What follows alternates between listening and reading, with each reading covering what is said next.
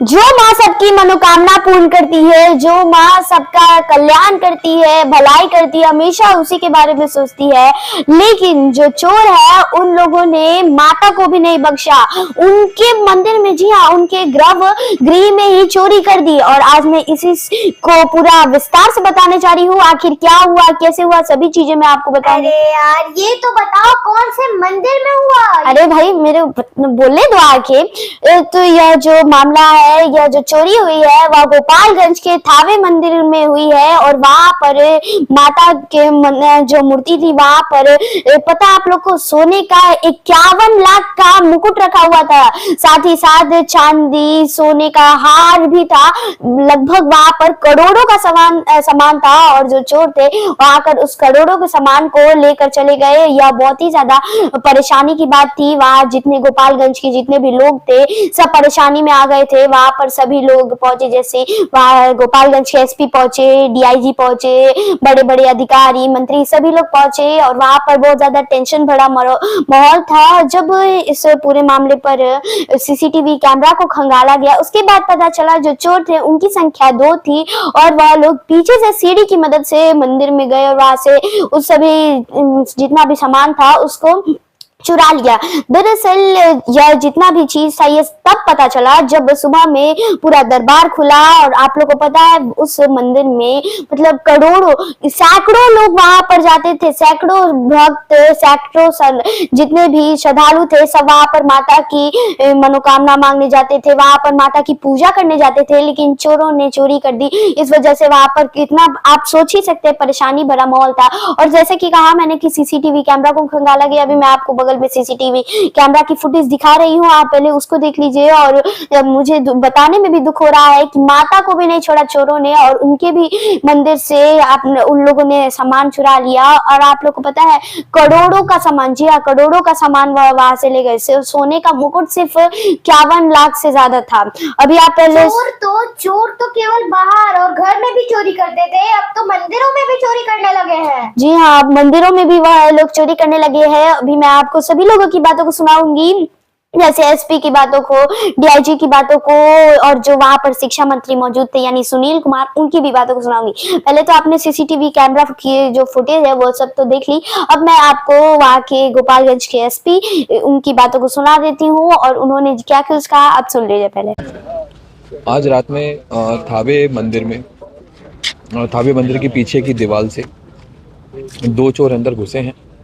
इनके द्वारा गर्भगृह में घुसकर ताले को काटा गया है और मुकुट, हार और एक छतरी या अम्ब्रेला जिसको बोलते हैं उसकी चोरी की गई है। हम लोगों के द्वारा इसमें एसआईटी का गठन किया गया है। मेरे द्वारा भी सुबह 7 बजे से मैं अभी यहीं पर हूँ। लगातार हम लोग कोशिश कर रहे हैं कि जल्दी से जल्दी जो चोर इसमें शामिल हैं उनको पकड़ें और जो माता का हार और जो सामान गया है उसके हम लोग जल्दी से जल्दी बरामद करें। और इसमें रात में जिन लोगों की गश्ती थी उन लोगों की क्या भूमिका रही है, उन लोगों की क्या लापरवाही रही है, उस पर भी हम काम कर रहे हैं और उन लोगों पर भी कार्रवाई की जाएगी। मंदिर प्रशासन की क्या भूमिका रही है इस पर भी हम लोग जांच कर रहे हैं। अलग अलग बिंदुओं पर जांच की जा रही है। जल्दी जल्दी हम लोगों की कोशिश रहेगी कि इस पवित्र मंदिर में जिस भी व्यक्ति ने घटना की है उसको सख्त से सख्त सजा मिले। नजदीक सर थाना है सर, यहाँ पर पुलिस प्रकार से पहरा रहता है सर, इतनी भी है? बिल्कुल, क्योंकि यहाँ पर अब मैं आपको डीआईजी की बातों को सुनाऊंगी क्योंकि आपने अभी एसपी की बातों को सुन लिया। और उन्होंने यह भी कहा है बात में कि इसमें अभी गश्ती टीम की भी थोड़ी सी लापरवाही की झलक दिख रही है। अभी मैं आपको उनकी बातों को भी सुना देती हूँ और आप पहले उनकी बातों को सुन लीजिए। गश्ती की जो प्रक्रिया है उसमें थोड़ा बहुत ढील हुआ है, इस कारण से इस तरह की घटनाएं हुई है।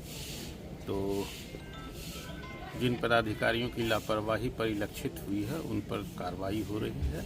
और हम लोग कोशिश कर रहे हैं कि ये जो गोपालगंज की घटना है और जो छपरा की जो छोटी घटना है वो दोनों हमारे लिए बहुत इम्पॉर्टेंट है और पुलिस के लिए बहुत बड़ा चैलेंज है। और हम इस चैलेंज को सारण पुलिस और गोपालगंज पुलिस की तरफ से एक्सेप्ट करते हुए आपको भरोसा दिलाते हैं कि इस केस में हम लोग सही दिशा में आगे बढ़ रहे हैं और जल्द ही आप लोगों को कोई रिकवरी का न्यूज़ और अच्छी न्यूज़ देंगे।